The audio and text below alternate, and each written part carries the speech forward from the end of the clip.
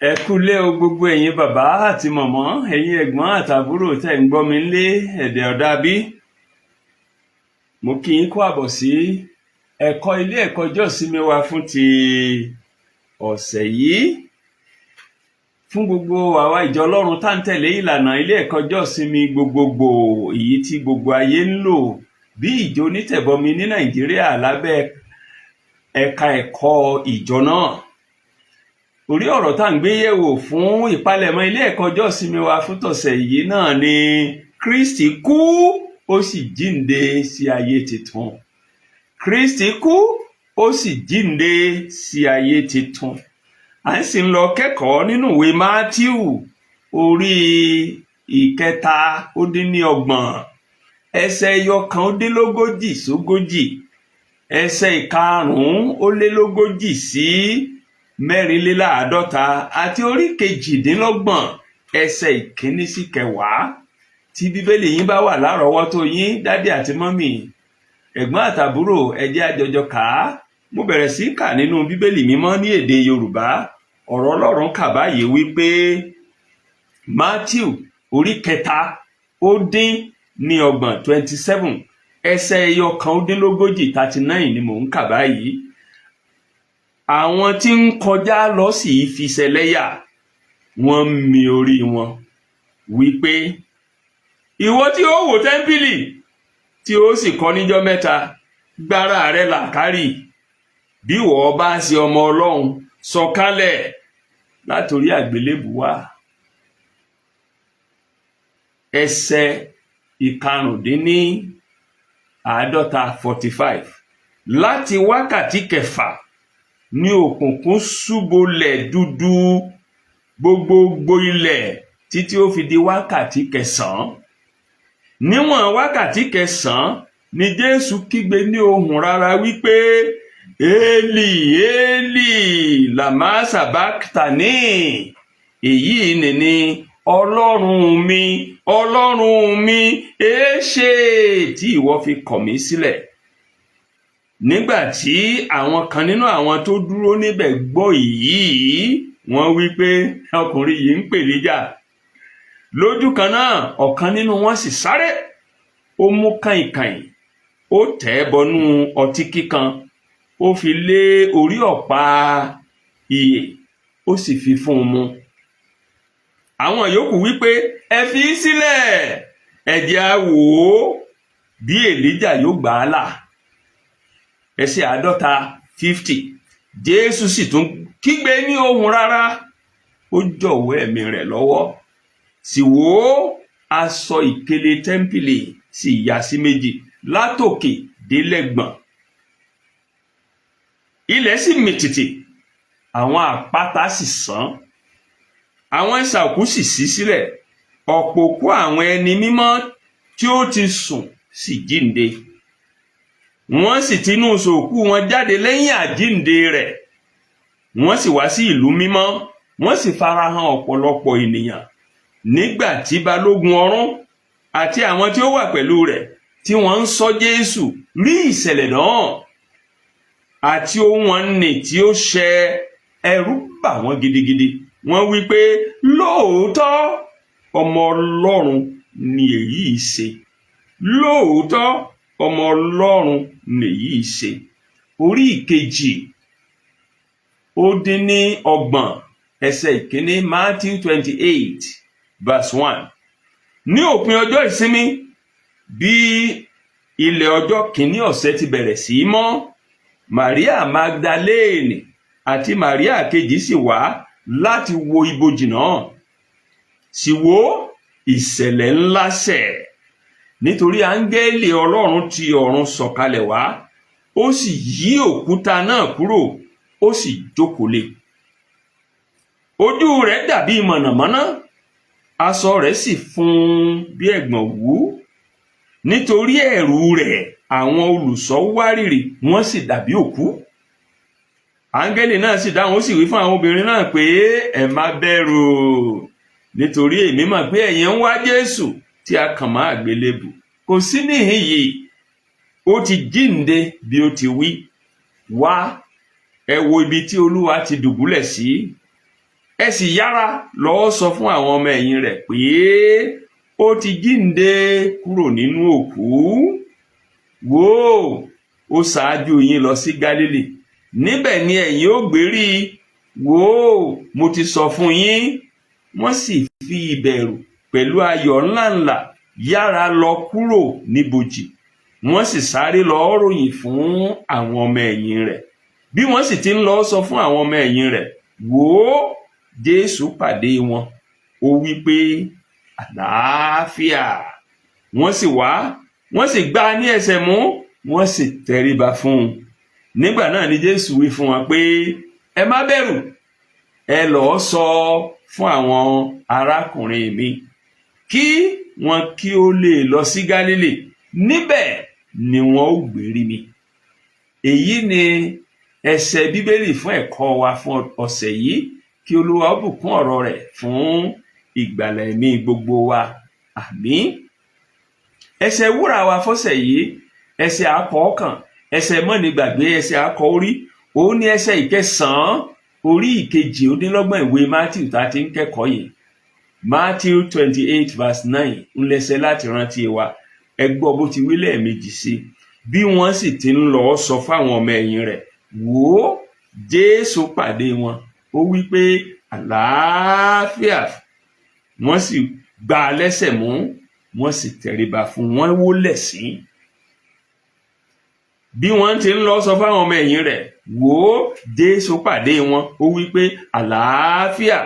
wọ́n sì wá, wọ́n sì gbá a lẹ́sẹ̀ mú, wọ́n sì tẹríba fún, wọ́n wólẹ̀ fún, wọ́n sìn. ẹsẹ̀ láti rántí wa, ẹsẹ̀ akọ̀ọ̀kan wa nù. ẹ jẹ́ á wólẹ̀ ká sìn Jésù lẹ́mìí àti ní òtítọ́. lẹ́ẹ̀kan sí, mo kí wa pé a kú pọ̀pọ̀ ṣìnṣìn ọdún àjíǹde. ẹ̀mí wa yóò sọ̀pọ̀lọpọ̀ rẹ̀ láyé àti láàyè wa. àmín. ayọ̀ ńlá ni wípé a tún rí àyájọ́ ọdún àjíǹde mìíràn ní ọjọ́ ayé wa. gbogbo ẹ̀kọ́ wa fún gbogbo oṣù yìí, ọdún àjíǹde yìí, òun náà ló sì forí sọ. ọjọ́ àjíǹde gangan, òun gan la sì máa kọ́ ẹ̀kọ́ tí à ń kọ́ yìí lọ́jọ́ Olúwa tí ń bọ̀. ọjọ́ tó ṣe pàtàkì jùlọ nínú gbogbo ọjọ́ nínú ìtàn ìran ènìyàn. ó jẹ́ ọjọ́ tí kò sírú rẹ̀ rí. ó jẹ́ ọjọ́ tí ò sì lè sírú rẹ̀ mọ́ láéláé. ẹ̀kọ́ wa tọ̀sẹ̀ yìí ó wá dá lórí àwọn ìṣẹ̀lẹ̀ tó yọrí sí ọdún àjíǹde. àwọn ìṣẹ̀lẹ̀ tó yọrí sí ọdún àjíǹde ní nǹkan bí ẹgbẹ̀rún ọdún méjì sẹ́yìn làwọn ìṣẹ̀lẹ̀ wọ̀nyí ṣẹlẹ̀. a sì pín ẹ̀kọ́ náà sí ọ̀nà mẹ́ta. abala àkọ́kọ́ rẹ̀ òun ni a pè ní ìkànmá àgbélébù Jésù. abala kejì rẹ̀ òun la pè ní ikú Jésù. abala kẹta rẹ̀ òun la pè ní àjíǹde Jésù. ẹ máa bá wa ká lọ bá a ti ń wò wọ́n ní sísẹ̀ntẹ̀lé. ìkànmá àgbélébù Jésù, èyí ní í ṣe pẹ̀lú ìhìnrere Matthew tá a ti ń kẹ́kọ̀ọ́ yẹn náà ni. orí ìkẹta ó dín ní ọgbọ̀n 27. bẹ̀rẹ̀ láti ẹsẹ̀ ìkẹta ó lé lọ́gbọ̀n 33 títí dé 40. ibẹ̀ ni a ti ní àkọsílẹ̀ bá a sì kan Jésù mọ́ àgbélébù. òǹkọ̀wé tó kọ̀wé ìhìnrere Matthew tá a ti ń kẹ́kọ̀ọ́ yìí, ó ṣe àkọsílẹ̀ ìtàn bá a ṣe mú Jésù, bá a ṣe gbé lọ sílé ẹjọ́ bó ṣe jẹ́jọ́, bá a ṣe dá lẹ́bi ikú orí àgbélébù, bá a ṣe kàn án mágbélébù, bó ṣe gbẹ́mìí lórí àgbélébù, bá a ṣe sìnkú rẹ̀ àti bó ṣe jíǹde nínú orí ìkẹrin ó dín ní ọgbọ̀n, ìkẹta ó dín ní ọgbọ̀n àti ìkejì ó dín ní ọgbọ̀n ìwé rẹ̀ Matthew. ṣùgbọ́n ètò kan wá gbọ̀ngbọ̀ngbọ̀n lábala àkọ́kọ́ ẹ̀kọ́ wa yìí, òun ni ìkànmá àgbélébù rẹ̀ nìkan ṣoṣo. ìkànmá àgbélébù ó jẹ́ ìjìyà tí ìjọba Róòmù ayé ìgbàanì tí wọ́n máa ń fi fún ọ̀daràn tó burú jùlọ. àwọn ọ̀daràn burúkú jùlọ ni wọ́n máa ń fún ní ìjìyà ìkànmá àgbélébù, wípé àwa ní kí wọ́n lọ lè kan Jésù mágbélébù látẹnu Pílátù. Ó fi hàn wá wípé Pílátù rí Jésù gẹ́gẹ́ bí ọ̀daràn tó burú jù. Ní ìdùnmọ́nú àwọn olórí ẹ̀sìn Júù tó jẹ́ wípé àwọn ni wọ́n ṣe agbátẹrù ẹ̀sùn tá a fi kan Jésù àti bá a ṣe mú àti bó ṣe di pé ń jẹ́jọ́ níwájú Pílátù. Ṣé wá rí ikú orí àgbélébù? Ikú oró ni. Ọ̀nà tó burúkú jùlọ láti kú láyé yìí ni ọ̀nà kéèyàn kú lórí àgbélébù. Tí wọ́n bá tiẹ̀ ní òkè wẹ lọ yìnbọn pa, ìkì ìbọn kan gan kó tó dọ́dọ̀ rẹ̀ ni wọ́n yìnbọn pa lè ti kú. Ṣùgbọ́n kú orí àgbélébù, ẹni a bá kàn má àgbélébù kò ní kú lẹ́ẹ̀kan náà. Yóò máa jẹ̀rora ní títí tẹ́mi èbọ́, ó sì lè jẹ̀rora ń. Fún àpẹẹrẹ, Jésù Olúwa ó jẹ ìrora yẹn fún odidi wákàtí 6 hours kó tó di pé ẹ̀mí rẹ̀ bọ́. Ọ̀nà tó burúkú jùlọ láyé yìí láti kú ó ní kú orí àgbélébù. Àwọn ọmọ ogun Róòmù ní déédé aago 9 àárọ̀ ó ní wọ́n kan Jésù mágbélébù. Déédé aago 9 àárọ̀ ó ní wọ́n kan Jésù mọ́ àgbélébù. Àkọsílẹ̀ Máàkù ló jẹ́ ká mọ òtítọ́ yẹn nínú ìwé Máàkù orí 15 ẹsẹ̀ 5-30 Mark 15:25. Ìwé mímọ́ ní wákàtí kẹta ọjọ́ òun ni wọ́n kàn mágbélébù. Ẹnìkan wá béèrè pé kí ni wákàtí kẹta ọjọ́? Nínú òǹkà ọjọ́ àwọn ọmọ Ísírẹ́lì nígbà òní, wákàtí ọjọ́ wọn máa ń bẹ̀rẹ̀ ní aago 6 àárọ̀. Wákàtí òǹkà ọjọ́ wọn aago 6 àárọ̀ ni máa bẹ̀rẹ̀. Tá a bá wá ní wákàtí kẹta ọjọ́, ẹ mọ̀ pé aago 6 sí 7 wákàtí kan, 7 sí 8 wákàtí kan, 8 sí 9 wákàtí kan. So wákàtí kẹta ọjọ́ òun aago 9 gẹ́rẹ́gẹ́. Aago 9 gẹ́rẹ́gẹ́ ni wọ́n kan Jésù mágbélébù. Ìgbà tí wọ́n sì kan Jésù mágbélébù, ẹnìkan béèrè pé bo ni wọ́n ti kàn án mágbélébù. Òǹkọ̀wé Mátíù sì sọ fún wa pé ní Gọ́lgọ́tà ni wọ́n ti kan Jésù mágbélébù. Gọ́lgọ́tà yẹn ní tó túmọ̀ sí ní Yorùbá pọ́nbélé òun ni ibi agbárí. Agbègbè kan lójú ọ̀nà tààrà tó lọ sí Jerusalem ni à ń pè ní ibi agbárí hùn. Tẹ́ bá wòwe Mátíù orí 27 ẹsẹ̀ 3 sí 5. Matthew 27:33-35. Bíbélì ní nígbà tí wọ́n sì dé ibi tá à ń pè ní Gọ́lgọ́tà, èyí ní ibi agbárí, wọ́n fi ọtí kan tí a dàpọ̀ mọ́ òróró fún un láti mu. Nígbà tí ó sì tọ́ ọ wò, ó kọ̀ láti mu. Nígbà tí wọ́n sì kàn án mọ́ àgbélébù, wọ́n pín aṣọ rẹ̀, wọ́n sì ṣẹ́ gègé lé e, kí èyí tí a sọ láti ẹnu wòlíì lè ṣẹ wípé wọ́n pín aṣọ mi fún ara wọn, àti aṣọ mi ni wọ́n ṣẹ́ gègé lé. Ní Gọ́lgọ́tà láti kan Jésù mágbélébù. Ẹ má gbàgbé aago 9 àárọ̀ ọjọ́ Friday, ọjọ́ Ẹtì, òun ni wọ́n kàn mágbélébù. Ó sì wà lórí àgbélébù, wọ́n kàn mágbélébù ní Gọ́lgọ́tà. Gẹ́gẹ́ bí mo sì ṣe sọ fún wa, Gọ́lgọ́tà agbègbè kan lójú ọ̀nà gbára sá tó lọ sí Jerúsálẹ́mù òun ni. Torí náà ní gbangba láti kan Jésù mágbélébù, kì í ṣe kọ̀rọ̀. Gbangba láti kàn mágbélébù tó jẹ́ pé onírúurú èrò tí ń kọjá lọ, àìmọye onírúurú èrò tí ń kọjá lọ lójú ọ̀nà yẹn ni wọ́n ń rí Jésù tó lúkúlùkù sì ń sọ tẹnu ẹ̀, tí ń sọ tí ń rí, tí ń sọ tí wọn ò rí, tí ń sọ̀sọ́kúsọ, tí ń bú, tí wọ́n fi ń ṣe lẹ́yà, tí wọ́n fi ń ṣe yẹ̀yẹ́. Òǹkọ̀wé Mátíù ti ṣàkọsílẹ̀ díẹ̀ fún wa nínú yẹ̀yẹ́ àti ẹlẹ́yà tí wọ́n fi Jésù ṣe. Ẹ jẹ́ a jọ kà á nínú orí 3 ìwé Mátíù 27 ẹsẹ̀ 39 àti 39-40. Ìwé mímọ́ ní àwọn tí ń kọjá lọ wọ́n sì ń fi ń ṣe lẹ́yà, wọ́n sì ń mi orí wọn òró yẹ̀yẹ́. Ẹsẹ̀ 40 wọ́n ń wí pé ìwọ tó olówó wó tẹ́ḿpìlì, ó sì kọ́ níjọ́ 3, gbára rẹ̀ làkárì. wọn ò dúró síbẹ̀ nìkan, wọ́n wá tún ní bí ìwọ bá ṣe ọmọ Ọlọ́run sọ̀kalẹ̀ látòrí àgbélébù wá. Wọ́n fi Jésù ṣe yẹ̀yẹ́. Àwọn èrò wọ̀nyí wọ́n sì Jésù gbọ́. Ìgbà tí Jésù ń sàsọtẹ́lẹ̀ nípa ikú rẹ̀ fún àwọn ọmọ ẹ̀yìn níbi tí ń ti ń kọ́ wọn ló ti ní a kò lè ṣàìwó àgọ́ yìí palẹ̀ ká sì tún kọ́. ń sọ àsọtẹ́lẹ̀ nípa àgọ́ ara rẹ̀, ṣùgbọ́n wọ́n rò pé tẹ́ḿpìlì tá a ti kọ́ ní ọ̀pọ̀lọpọ̀ ọdún ká tó bí Jésù ní ń sọ̀rọ̀ nípa rẹ̀. Torí náà wọ́n ní ìwọ́n tó rówó tẹ́ḿpìlì tó tún kọ́, ọ̀yá kọ́ ọmọ kọ́ ká mọ́ rí ọ báyìí. Tọ́wọ́ bá jọmọ Ọlọ́run sọ̀kalẹ̀ látòrí tọ́wọ́ bá jọmọ Ọlọ́run ní ọlọ́ọ̀tọ́ sọ̀kalẹ̀ látòrí àgbélébù kárí ọ. Wọ́n fi Jésù Olúwa mi ṣẹlẹ́yà.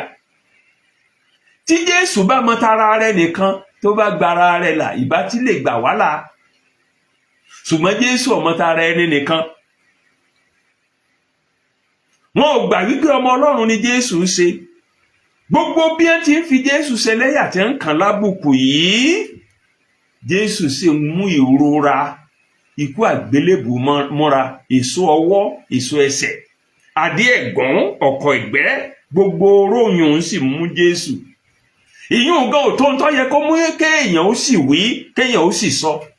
Ṣùgbọ́n dípò tí Jésù ó fi sì wí, tí Jésù ó fi sì sọ, dípò tí Jésù ó fi pé ọ̀run kó yalù wọ́n kí gbogbo wọn kú dànù síbẹ̀, kí ni Jésù ṣe? Àkọsílẹ̀ Lúùkù orí 23 ẹsẹ̀ 34 ó sọ fún wa pé dípò bẹ́ẹ̀ Jésù tún gbàdúrà ni wípé bàbá dáríjì wọ́n torí wọn ò mọ tí wọ́n ń ṣe. Jésù tún gbàdúrà fún àwọn tí wọ́n ń gbógun tì, àwọn tí wọ́n ń fi ṣẹlẹ́yà níbi tó ti ń dòró ikú àgbélébù nítorí tiwọn náà àti tèmi. Ibi tí abala àkọ́kọ́ ẹ̀kọ́ wa tó ti tẹnubodò tó ti mú mi nìyẹn. Jésù lẹni tá a kàn má gbélébù, kì í ṣẹlòmíì. Gbangba láti ti kàn má gbélébù, kì í ṣe kọ̀rọ̀. Gbogbo èèyàn tí ń lọ tí ń bọ̀ ló sì rí pò ní kàn má gbélébù, kì í ṣẹlòmíì. tó tẹ́ bá rí ẹnikẹ́ni tí ń sọ fún pé àwọn sì mú ni, olúwa rẹ̀ ọmọ tí ń sọ ni. Ìwé mímọ́ fìdí rẹ̀ múlẹ̀ wípé Jésù lẹni náà tá a kàn má gbélébù. Bó ló ṣe wá kú? Ẹsẹ̀ ìkarùn ó lé ní 45 sí ìkẹrin ó lé láàdọ́ta 54, ìwé Matthew tá a ti ń kẹ́kọ̀ọ́ yẹn 27 ló ṣàlàyé rẹ̀ fún wa lábala kejì ẹ̀kọ́ wa tá a pè ní ikú Jésù. Ikú Jésù. Ní abala kejì yìí, ẹ̀kọ́ wa ó dá lórí bí Jésù ṣe kú. Òtítọ́ ni pé Jésù kú lórí igi àgbélébù. Bí kò bá kú ní kìbá ti ṣàjíǹde. Bí kò bá kú kìbá ti ṣàjíǹde. Ṣùgbọ́n torí ikú kú, òun náà ni ó fi jíǹde.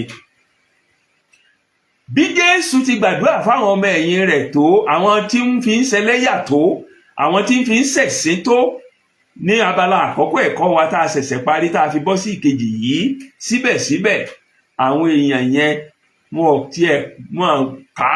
kàdúrà tí Jésù tó gbà fún wọn sí, wọ́n sì tún fi ń ṣẹlẹ́yà síwájú sí ni. Kì í wá ṣe kìkì yìí nìkan, fún odidi wákàtí 3 tí Jésù wà lórí àgbélébù, ó ní ìmọ́lẹ̀ fi wà látago 9 sí 12. Ṣùgbọ́n tó bẹ̀rẹ̀ látago 12 ọ̀sán sí aago 3 ọ̀sán, òkùnkùn bírímù ló wà. Òkùnkùn yẹn náà tó mú káwọn ẹlẹ́yà kí wọ́n dánu dúró láti mọ́ wọn ṣe fi Jésù ṣẹlẹ́yà. Tẹ́ ẹ bá wo ẹsẹ̀ 5 ìwé tá a ti ń kẹ́kọ̀ọ́ Matthew 27:45, ìwé mímọ́ ní láti wákàtí 6 ní òkùnkùn ṣúbọ gbogbo ilẹ̀ títí ó fi di wákàtí 9 ọjọ́. Tẹ́ ẹ bá gbàgbé, mo sọ fún yín pé nínú òǹkà ọjọ́ àwọn Júù, àwọn ọmọ Ísírẹ́lì, aago 6 àárọ̀ òní ọ̀kan ọjọ́ wọn máa ń bẹ̀rẹ̀. Wákàtí 6 tẹ́ ẹ bá kà láti aago 6 àárọ̀, 6 sí 7, wákàtí kan. Aago 12 ọ̀sán ni wákàtí 6. Wákàtí 9 tẹ́ ẹ bá wò láti aago 6 àárọ̀, aago 3 ọ̀sán ni. Fódìdí wákàtí 3 ó ní òkùnkùn bírímù ṣe wà, gẹ́gẹ́ bá a ṣe rí nínú ẹsẹ̀ 5 ó dín ní 50 ìwé tí a ti ń kẹ́kọ̀ọ́ yìí. Òkùnkùn tó wá wà yìí kì í ṣe ìpajúdé oòrùn, èyí táwọn olóyìnbó pè ní eclipse of sun. No, agbára Ọlọ́run ní ń farahàn. Torí bó ni ó ṣe jẹ́ wákàtí mẹ́ta nìmọ́lẹ̀ fi wà, wákàtí mẹ́ta ìṣèlú òkùnkùn fi wà. Iṣẹ́ ọwọ́ Ọlọ́run ni, kì í ṣe eclipse of sun, kì í ṣe ìpajúdé oòrùn. Látago 9 sáago 12 ìmọ́lẹ̀ wà wákàtí mẹ́ta. Látago 12 sí ago 3 tí Jésù gbẹ̀mí mì, òkùnkùn bírímù wà.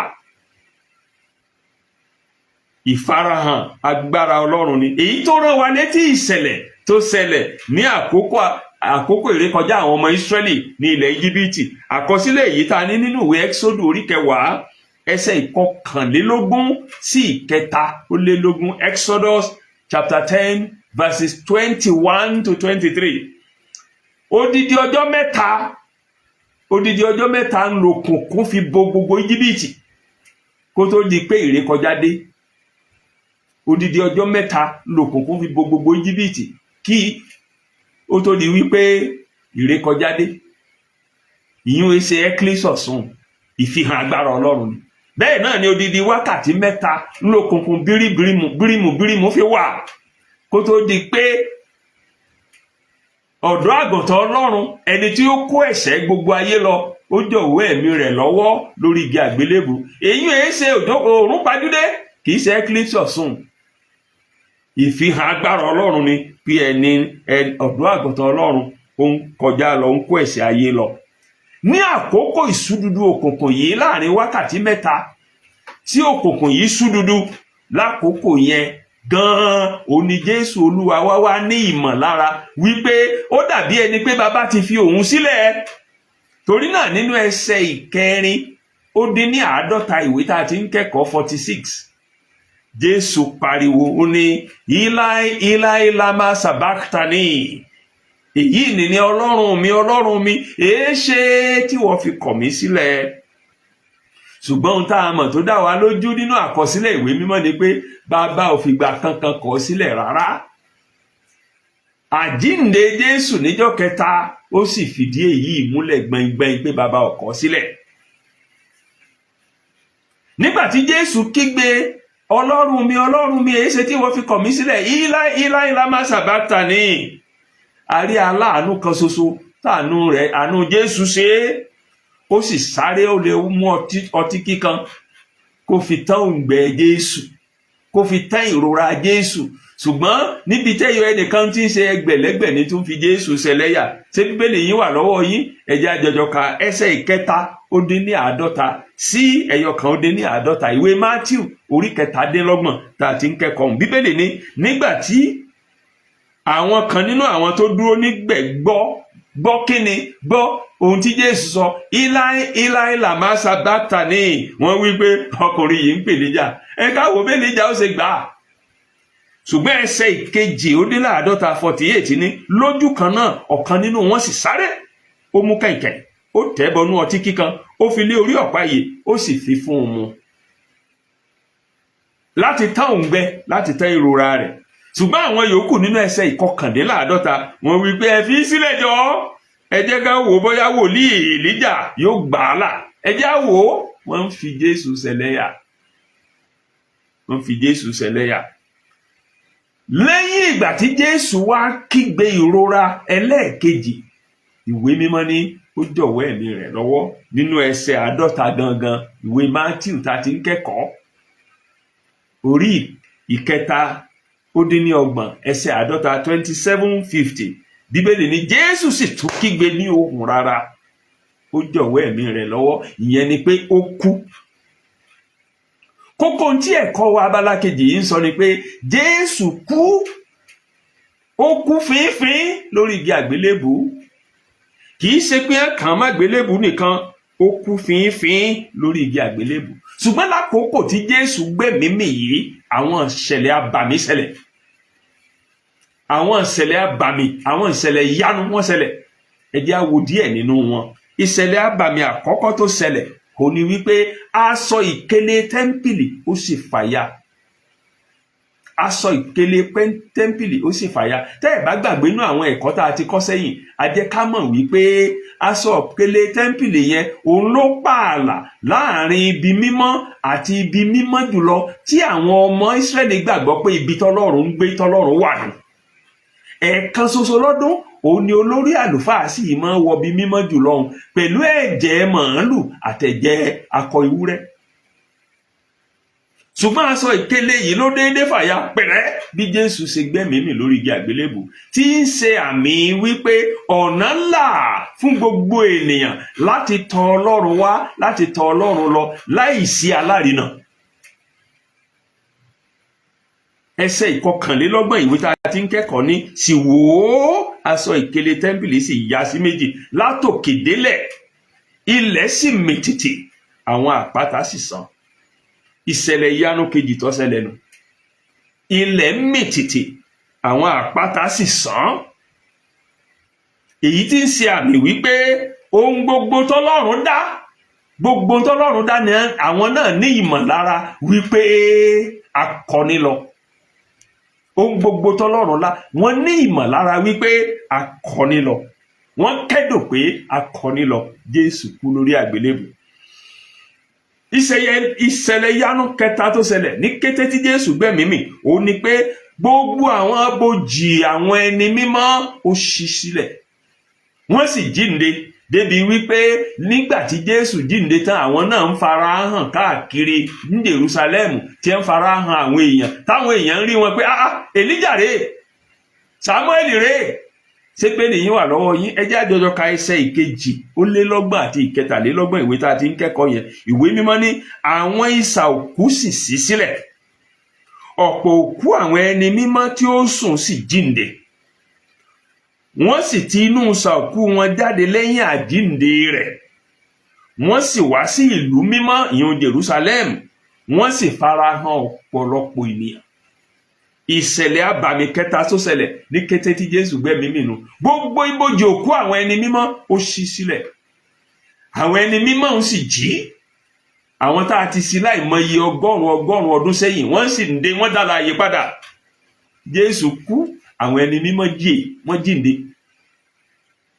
Ìṣẹ̀lẹ̀ àbàmì kẹta ẹ̀kẹrin tó ṣẹlẹ̀ ní kété tí Jésù gbẹ́mìí mì, ó ní wípé àwọn ọmọ ogun, àwọn ẹ̀ṣọ́ tí àwọn olórí ẹ̀sìn Ísírẹ́lì tí wọ́n fi síbi ibojì Jésù pé wọ́n máa sọ àwọn ọmọ, ó ti ní òun jíǹde ní ọjọ́ kẹta, àwọn ọmọ ẹ̀yìn rẹ̀ lè wá jí, kí wọ́n jí gbé, kí wọ́n ló jíǹde ni, kí wọ́n máa sọ kí ẹnikẹ́ni má fọwọ́ kan òkú rẹ̀.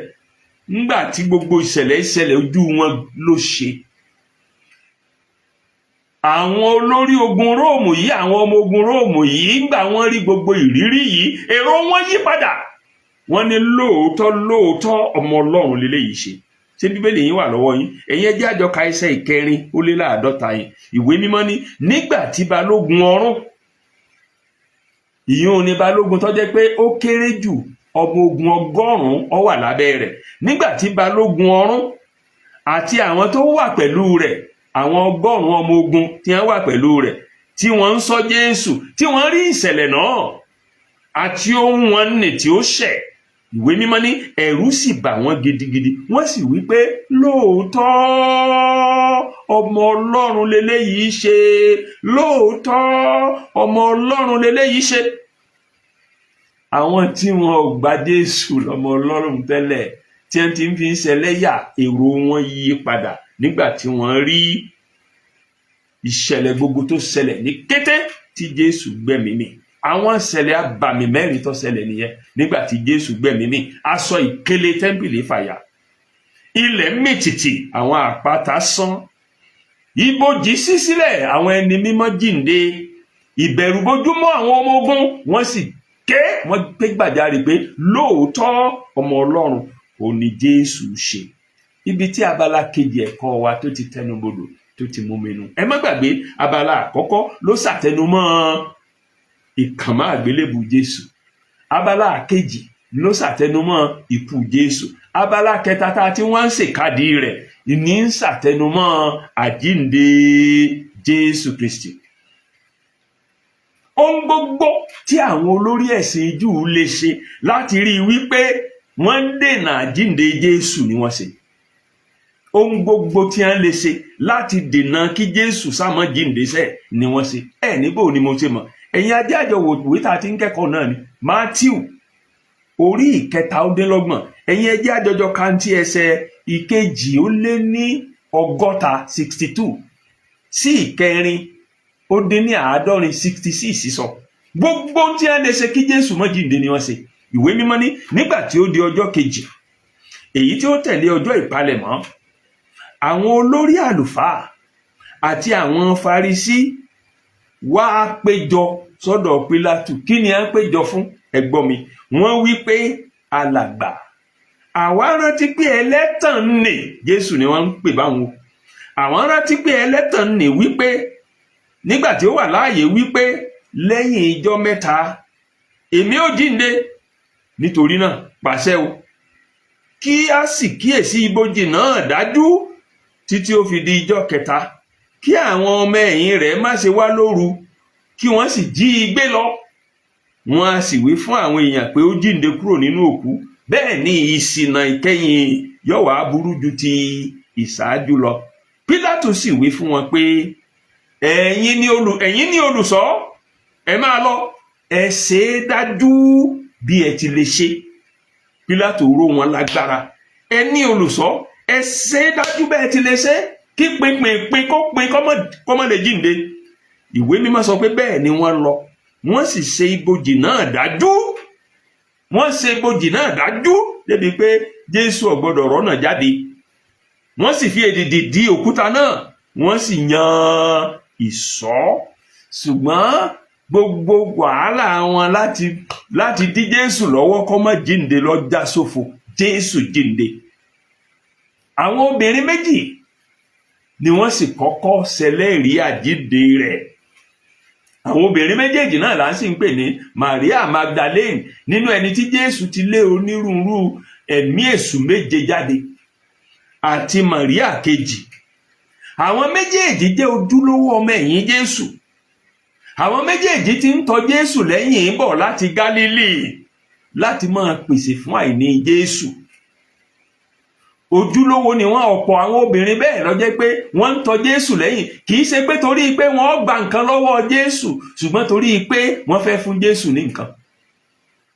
Níbo mo ṣe mọ̀? Ẹ wò wí tá a jọ ń kẹ́kọ̀ọ́ yìí, Mátíù orí 27 ẹsẹ̀ 55 and 56 ló fìdí tí mò ń sọ yẹn múlẹ̀. Ìwé mímọ́ ní àwọn obìnrin púpọ̀ ló wà ńbẹ̀ tí wọ́n ń wòran láti òkèèrè. Àwọn tí ó bá Jésù ti Gálílì wá, kí ló mú wọn fi bá Jésù wá láti Gálílì? Gbólóhùn tó tẹ̀lé ní tí wọ́n sì ń ṣe ìránṣẹ́ fún un. Ṣé ẹ rí èdè tá a túmọ̀ sí pé sí wọ́n sì ń ṣe ìránṣẹ́ fún un? N tó túmọ̀ sí ni pé wọ́n ń bìkítà fún àìní rẹ̀, wọ́n ń pèsè fáìní rẹ̀. Nínú wọn làwa ti dákọ Màríà Magdalene, Màríà ìyá Jákọ́bù àti Jósè àti ìyá àwọn ọmọ Sébédè méjèèjì. Ṣùgbọ́n nínú àwọn ọmọ yìí, ìwé àkọsílẹ̀ Mátíù sọ pé àwọn Màríà méjèèjì àkọ́kọ́, Màríà Magdalene àti Màríà kejì, àwọn ni àkọ́kọ́ ṣẹlẹ́rìí ikú Jésù. Àwọn ojúlówó ọmọ ẹ̀yìn ni wọ́n kì í wá ṣe pé wọ́n ṣẹlẹ́rìí ikú Jésù nìkan, wọ́n ṣẹlẹ́rìí ìsìnkú Jésù. Wọ́n wà ńbẹ̀ nígbà tí Jósẹ́fù ará Arimátíà ti ń sìnkú Jésù.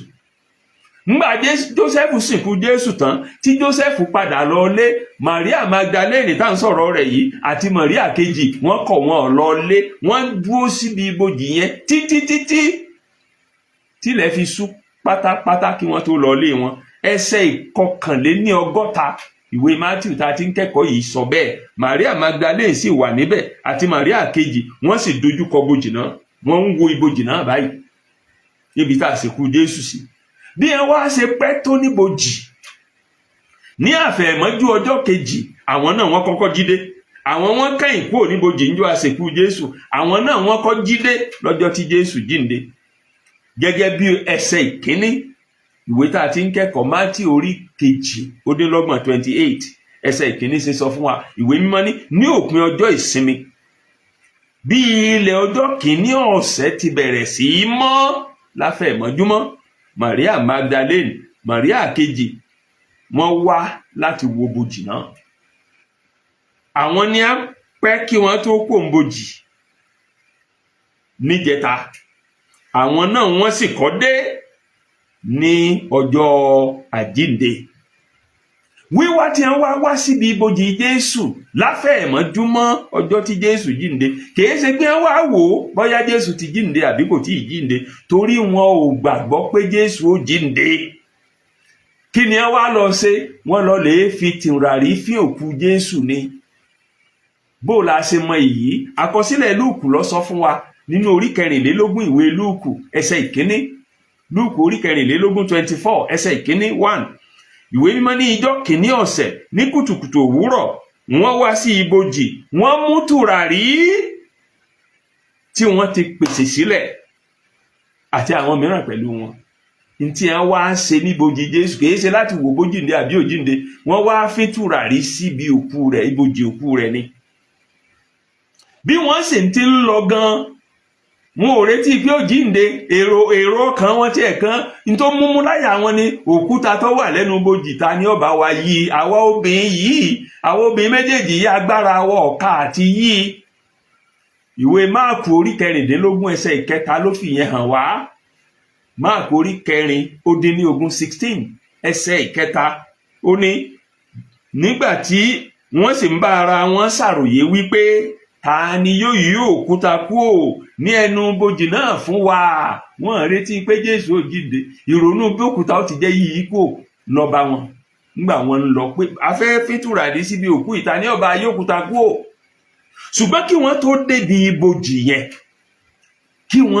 ibi ibojì yẹn, áńgẹ́lì Olúwa ti sọ̀kalẹ̀ wá látọ̀run, ó sì ti yí òkúta náà kúrò fún àwọn obìnrin náà àti gbogbo ènìyàn tó bá fẹ́ rí ibojì tó ṣófo kí wọ́n lè rí i pé Jésù ti jíǹde, kò sí níhìn yìí mọ́. Àwọn ẹ̀ṣọ́ ibojì tá a fi sọ ẹ̀ṣọ́ tá a ní wọ́n máa sọ ibojì Jésù, wọ́n máa sókù Jésù kọ́ mọ́ rọ́nà lọ. Àwọn gan ìwé mímọ́ ní ìbẹ̀rù bojo mú wọn ò mèyí tí wọ́n ó ṣe, wọ́n dàbí òkú. Ẹsẹ̀ ìkejì, ìkẹta àti ìkẹrin ìwé Mátíù orí 28 ó ní sì wò ó, ìṣẹ̀lẹ̀ ńlá ṣẹ̀, nítorí áńgẹ́lì Olúwa ti ọ̀run sọ̀kalẹ̀ wá, ó sì yí òkúta náà kúrò, ó sì jókòó lé. Ojú rẹ̀ dàbí mọ̀nàmọ́ná, aṣọ rẹ̀ sì fún bí ẹ̀gbọ̀n òwú. Nítorí ẹ̀rù rẹ̀ àwọn olùṣọ́ wárìrì, wọ́n sì dàbí òkú. Nǹkan ju nǹkan lọ. Àwọn tá a ní wọ́n wá máa sọ́bojì nígbà tá à ń yí òkúta kúrò, àwọn táwọn olórí àlùfáà gbé wá, wọ́n dàbí òkú. Àwọn obìnrin yìí wá dé, wọ́n wá síbi ibojì Jésù Kristi. Kì í ṣe pé bí mo ṣe sọ fún wa, àwọn obìnrin yìí wá láti wá wò bó jíǹde àbí ò jíǹde, wọ́n wá láti wá fi tùràrí sí ibojì yẹn ni. Ndé tí wọ́n rí ibojì tó ṣófo, jẹnẹjẹnẹ bò wọ́n tẹrutẹru. Àwọn obìnrin méjèèjì yìí wọ́n wọnú ibojì lọ, wọ́n rí ibojì Jésù tó ṣófo, wọ́n bẹ̀rẹ̀ sí ronú lẹ́sẹ̀kẹsẹ̀. Ta ló agbókù Olúwa mi lọ? Ńbo lolúwa mi á wà? Ibẹ̀ láńgẹ́lì náà ti yọ sí wọn, ó sì fi wọ́n lọ́kàn balẹ̀. Kí láńgẹ́lì náà wí? Ẹ jẹ́ a jọjọ kà á nínú ẹsẹ̀ 5 àti 6. Ìwé mímọ́ ní áńgẹ́lì náà sì dáhùn, ó sì wí fún àwọn obìnrin náà pé ẹ má bẹ̀rù, ẹ lọ fọkàn balẹ̀, nítorí èmi mọ̀ pé ẹ̀yin ń wá Jésù tí a kàn má gbélébùú, kò sí níhìn mọ́, nítorí ó ti jíǹde gẹ́gẹ́ bó ti wí. Wá wò ó ibi tí Olúwa dùbúlẹ̀ sí, wá ẹ wò ó ibi tí Olúwa dùbúlẹ̀ sí, wá ẹ wò ó ibi tí Olúwa dùbúlẹ̀ sí. Kì í wá ṣe pé áńgẹ́lì náà pè wọ́n pé wọ́n wá wò ó nìkan. Ìgbà wọ́n wá tí wọ́n wò ó tán, áńgẹ́lì náà wá tó sọ fún wọn pé ẹ lọ kẹ́ ẹ sì sọ. Wá wò ó, ẹ lọ kí ẹ sì sọ. Tí ẹ bá wo ẹsẹ̀ 7 ìwé tá a ti ń kẹ́kọ̀ọ́ ìwé mímọ́ ní ẹ sì yára lọ sọ fún àwọn ọmọ ẹ̀yìn rẹ̀ pé ó ti jíǹde kúrò nínú òkú, wò ó ṣáájú yín lọ sí Gálílì, níbẹ̀ ni ẹ̀yin ó gbé rí, wò ó mo ti sọ fún yín o. Wá wò ó ẹ lọ sọ. Wá wò ó, ẹ lọ sọ ohun tí áńgẹ́lì yẹn sọ fún àwọn obìnrin yẹn nìyẹn. Ní kété táwọn obìnrin yìí gbọ́, ṣé àwọn Haúsá wọn ní gan ní àfíjí ìròyìn tó àfojúbà. Ṣáájú kí Jésù tó kú ló ti sọ àsọtẹ́lẹ̀ fáwọn ọmọ ẹ̀yìn rẹ̀ pé òun ó jíǹde, wọn ó sì wá pàdé òun ní Gálílì, ṣùgbọ́n àwọn ọmọ ẹ̀yìn ò gbàgbọ́. Tẹ́ bá wo ìwé Mátíù tá a ti ń kẹ́kọ̀ọ́ ọ̀hún, tẹ́ bá wo ẹsẹ̀ orí 26 ìkẹrìndínlọ́gbọ̀n ẹsẹ̀ 32, ibẹ̀ ni Jésù, kó tó di pé Jésù kú ó ti sọ, ṣùgbọ́n lẹ́yìn ìgbà tí mo bá jíǹde, èmi ó ṣáájú yín lọ sí Gálílì, ṣùgbọ́n àwọn ọmọ ẹ̀yìn ò gbàgbọ́. Ṣùgbọ́n ìròyìn ò támojúbà nígbà táwọn obìnrin méjèèjì yìí tí wọ́n rí ibojì tó ṣófo, tí wọ́n rí áńgẹ́lì, tí wọ́n gbọ́ ohun tí áńgẹ́lì sọ fún wa pé kò sí níhìn mọ́, ó ti jíǹde, ẹ wá wò ó, ẹ lọ sọ. Wọ́n sáré jáde tẹrutẹru tí ayọ̀tayọ̀, ẹ̀rù ó dàpọ̀ máa yọ̀ nínú wọn láti lọ sọ fáwọn èèyàn wọn. Nínú ẹsẹ̀ ìkẹjọ ìwé tá a ti ń kẹ́kọ̀ọ́ Matthew 28:8, ìwé mímọ́ ní wọ́n sì fi ìbẹ̀rù pẹ̀lú ayọ̀ ńláńlá yára lọ kúrò níbojì. Wọ́n ń sáré lọ ròyìn fún àwọn ọmọ ẹ̀yìn rẹ̀, wọ́n ń sáré lọ sọ. Ṣùgbọ́n bí àwọn obìnrin náà ti ń sáré lọ sọ, ẹsẹ̀ ìkẹsàn àti kẹwàá tó gbẹ̀yìn ẹ̀kọ́ wa fónì, ó sọ fún wa wípé wọ́n pàdé Jésù lọ́nà, wọ́n sì jẹ́ ẹni àkọ́kọ́ tó rí Jésù lójúkojú lẹ́yìn tó jíǹde tán. Ẹgbọ́n tẹ́sẹ̀ ìkẹsàn àti ìkẹwàá sọ. Ìwé mímọ́ ní bí wọ́n sì ti ń lọ sọ fún àwọn ọmọ ẹ̀yìn rẹ̀, wò ó, Jésù pàdé wọn, ó wípé àlàáfíà. Wọ́n sì wá, wọ́n sì gbá a lẹ́sẹ̀ mú, wọ́n sì tẹríba fún. Ìyún ni pé wọ́n wólẹ̀ sín. Ẹsẹ̀ ìkẹwàá, nígbà náà ni Jésù wá wí fún wa pé ẹ má bẹ̀rù, ẹ lọ sọ ohun táńgẹ́lì ti sọ fún wa lẹ́ẹ̀kan, ẹ lọ sọ fún àwọn ọmọ ẹ̀yìn, àwọn arákùnrin mi pé kí wọ́n lọ sí Gálílì, níbẹ̀ ni wọ́n ó gbé rí mi lójúkojú. Ẹ lọ sọ. Báwọn obìnrin yẹn ṣe lọ nìyẹn. Ṣùgbọ́n ṣé wá mọ̀ pé nínú àṣà àti ìṣe àwọn ọmọ Ísírẹ́lì, wọn kì í gba ẹ̀rí obìnrin rárá nílé ẹjọ́. Ohun yòówù tó lè ṣẹlẹ̀ tóbìnrin bá lóun wọn jẹ́rìí, wọn ò ní gbà, torí pé wọn ò gbà pé ìjẹ́rìí obìnrin òtítọ́ ni. Wípé àwọn obìnrin ni wọ́n ní kọ́kọ́ jẹ́ ajẹ́rìí lẹ́yìn ikú Jésù. Nínú àṣà àti ìṣe àwọn ọmọ Ísírẹ́lì, ó fi hàn wá wípé ohun tó ṣẹlẹ̀ lótìtọ́ àti lódodo ńlá kọ sílẹ̀ fún wa ní ìwé mímọ́. Tó bá jẹ́ pé àròsọ ni, wọn ní kó bẹ́ẹ̀ ni ọkọ̀ọ̀kọ̀ rí Jésù, torí pé ẹ̀rí yẹn ò ní ṣètẹ́wọ́gbà lójú èèyàn àwọn ọmọ Ísírẹ́lì. Ìyẹn fi hàn wá pé lóòótọ́ ń tà ń kà yìí nínú ìwé mímọ́ nípa táwọn ọmọ Ísírẹ́lì kọ́lẹ̀ yìí, òtítọ́ ń tọ́ ṣẹlẹ̀ ni, torí kò bá sà àwọn ọmọ pé obìnrin ọmọ ṣẹlẹ́rìí.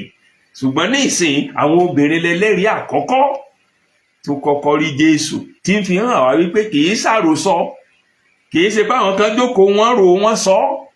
Ibojì tó ṣófo pẹ̀lú, ó fi hàn wá wípé òtítọ́ ni, boríborí gbogbo rẹ̀, ìfarahàn Jésù Kristi Olúwa wa fún gbogbo àwọn obìnrin méjèèjì yìí, lẹ́yìn ọ̀rẹ̀yìn fáwọn ọmọ ẹ̀yìn, lẹ́yìn ọ̀rẹ̀yìn fún àwọn ọmọ ẹ̀yìn tí wọ́n lé ní 500. Ó fi hàn wá wípé lóòótọ́ àti lódodo òun ni Jésù jìyà, òun ni Jésù kú, òun sì ni Jésù olùgbàlà wa, òun ló jíǹde.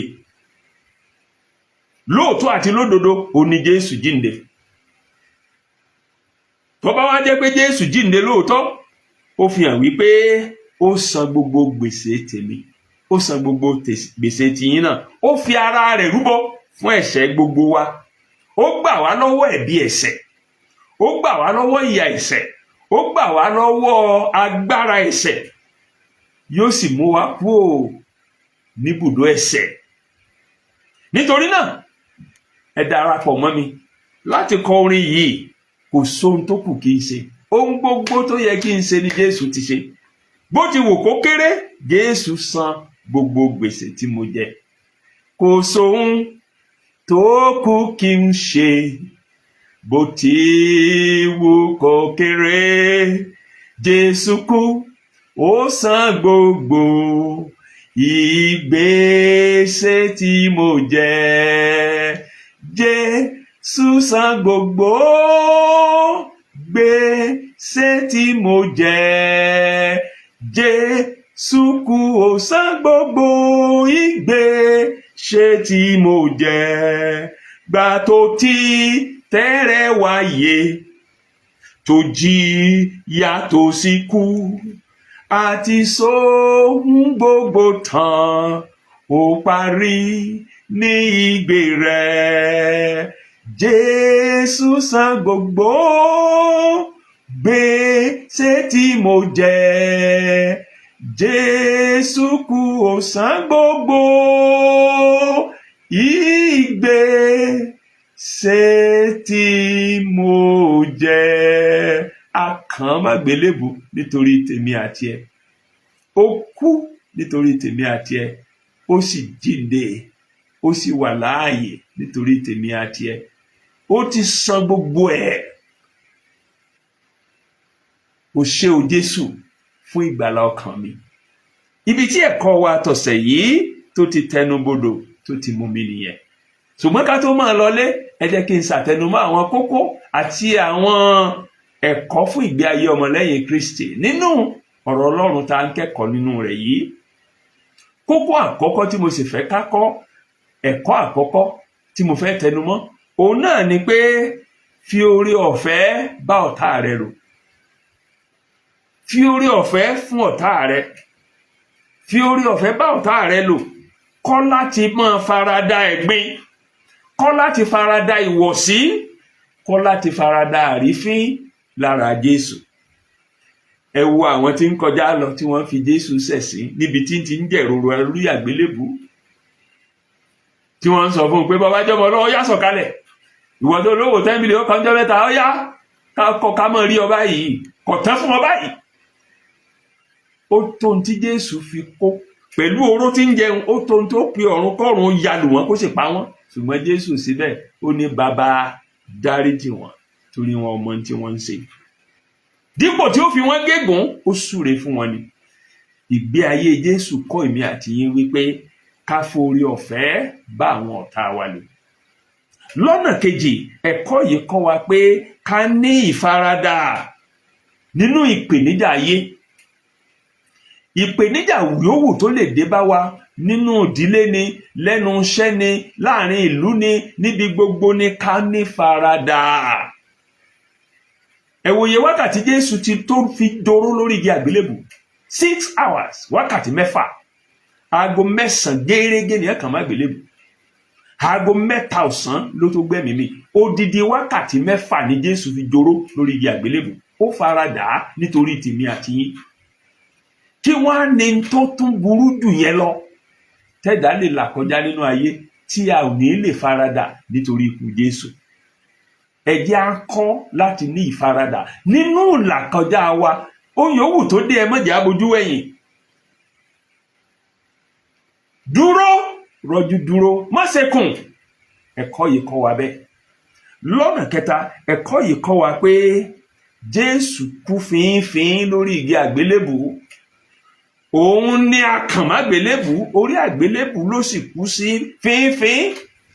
Èrò àwọn kan wípé wọ́n ọ̀tọ̀ lẹ́ni tí a kàn mágbélébù. Èrò tí ó bá Bíbélì mu, òun ni kò bá òtítọ́ ọ̀rọ̀ Ọlọ́run mu. Jésù la kàn mágbélébù, ó sì kú fínfín lórí igi àgbélébù. Ó sì kú nítorí tèmi àti ti ẹni láti san gbèsè wa. Tẹ́ ẹ bá gbàgbé, ìwé Róòmù orí 6 ẹsẹ̀ 3 ìwé mímọ́ ní ikú ni èrè ẹ̀ṣẹ̀. Ikú ni èrè ẹ̀ṣẹ̀. Jésù gba kú wa kú. Ìdí nìyẹn táwọn bàbá wa ńlẹ̀ Yorùbá tí wọ́n kọ́kọ́ gbàgbọ́ fi máa ń kọrin pé ikú oró tí ń bá kú, ìyà ẹ̀ṣẹ̀ tí ń bá jẹ, gbogbo ẹ̀ ló ti kó lọ. Jésù Olúwa ó máa ṣe o, torí mi ló ṣe jìyà. Jésù kú fínfín lórí igi àgbélébù nítorí tèmi àti tẹ̀yin. lọ́nà kẹrin ẹ̀kọ́ yìí fi hàn wá wípé Ọlọ́run kì í kọ àwọn tirẹ̀ sílẹ̀. Ìrírí ayé tó korò ó lè da ìbòjúbojú wa ká rò pé Ọlọ́run ti kọ̀ wá lẹ̀. Ó lè da èrò orí wa ó lè da èrò orí wa rú ká máa rò pé bóyá Ọlọ́run ti kọ̀ wá lẹ̀. Ẹ̀kọ́ yìí ń fi hàn wá wípé Ọlọ́run kì í kọ̀ àwa tiẹ̀ sílẹ̀. Oró orí àgbélébù mú Jésù nígbà tó kòkó ṣubúlẹ̀ láàrin wákàtí 3 tó fi ní ìmọ̀lára pé àbí bàbá ti kọ̀ mí sílẹ̀ ni. Ṣùgbọ́n ìṣẹ̀lẹ̀ àjíǹde ọjọ́ kẹta ó fi hàn gedegbe wípé bàbá ò ṣe kíni o, kò kọ̀ sílẹ̀ rárá. Ọlọ́run kì í kọ̀ àwọn tirẹ̀ sílẹ̀. Torí náà ohun yòówù tó lè dé tá a lè máa là kọjá, ẹ jẹ́ ká mọ̀ wípé nínú là kọjá wa Ọlọ́run wà ńbẹ̀. Bọ́lọ́run bá sì wà ńbẹ̀, láìpẹ́ láì jìnnà ẹkún wa ó dẹ̀rín, ìbànújẹ́ wa yóò di ayọ̀, yẹ̀yẹ́ wa ó da yẹ̀yẹ́ ní orúkọ Jésù. Ní ọ̀nà kẹfà, lọ́nà karùn-ún ẹ̀kọ́ yìí kọ́ wa pé Jésù tó kú fínfín ó sì jíǹde lótìtọ́. Ibojì tó ṣófo, ẹ̀rí àrígbámú ni pé Jésù jíǹde. Pé àwọn obìnrin wa kọ́ rí, ẹ̀rí àrígbámú ni wípé kì í ṣàròsọ. Pé Jésù wa tó ń fara hàn onírúurú àwọn èèyàn tó èèmọ̀ àwọn obìnrin yìí àtàwọn míì tó èèmọ̀ 500 èèyàn 500 people lẹ́ẹ̀kan ṣoṣo, ẹ̀rí àrígbámú ni pé lóòótọ́ Jésù jíǹde. Bàbá ní àwọn obìnrin méjì yìí bóyá ojú wọn ń ṣe bàìbàì wọn ò ríran ni, ṣé odidi 500 èèyàn 500 people ojú 500 people ó sì máa ṣe bàìbàì lẹ́ẹ̀kan náà? Kò rí bẹ́ẹ̀. Lóòtítọ́ àti lódodo òun ni Jésù jí dìde. Abálájọ tí Paul apostoli nínú ìwé rẹ̀ tó kọ sáwọn ará Kọ́ríńtì orí 15 ẹsẹ̀ 11 1 Corinthians 15:14 tó fi ní bí Kristi kò bá jíǹde, ǹjẹ́ asán ni wàásù wa? Asán sì ni ìgbàgbọ́ ti yín náà. Nílò àwọn olórin kan fi ní bàjíǹde kò bá sí, asán ni ìgbàgbọ́ wa. Bàjíǹde kò bá sí, asán ni ìgbàgbọ́ wa. Òpó tí ẹ̀sìn ọmọlẹ́yìn Kristi sùn lé tó dúró lé lórí làjíǹde Jésù. Òtítọ́ ni. Lọ́nà kẹfà, ẹ̀kọ́ yìí kọ́ wa pé bọ́bá wa jẹ́ pé lóòótọ́ ni Jésù jíǹde, ká gbé ìgbé ayé àjíǹde. Gbé ìgbé ayé àjíǹde. Tó o bá jẹ́ ojúlówó ọmọlẹ́yìn Kristi, gbé ìgbé ayé àjíǹde. Ẹnìkan wá béèrè pé kí ni ìgbé ayé àjíǹde? Ìgbé ayé àjíǹde ni ìgbé ayé tá a ti sọdọ̀tun. Ìgbé ayé tá a ti rà padà. Ìgbé ayé tá a ti ró lágbára. Ìgbé ayé tá a ń gbé lójoojúmọ́ láti ṣe ìfẹ́ Kristi àti láti tẹ́ Kristi lọ́rùn. Nítorí pé ó ti san gbogbo gbèsè tá a jẹ.